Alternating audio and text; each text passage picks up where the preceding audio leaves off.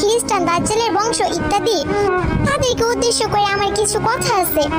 আচ্ছা, আপনারা যে আর্জেন্টিনা ব্রাজিল সাপোর্ট করেন, আপনারা কি জানেন এই দুই দেশই আজান নিষেধ? আরেক দেশে তো প্রকাশ্যে আল্লাহর নামও নেওয়া নিষেধ। আর যেখানে বিটিএস এর সদস্যরা আজানের সময় কনসার্ট বন্ধ করে দেয়, তাদের কনসার্টে মুসলিম আর্মিদের নামাজের ব্যবস্থা করে দেয়, মিটআপের সময় মুসলিম ফ্যানদের গায়ে টাচ করে না, অপবিত্র হবে এর জন্য।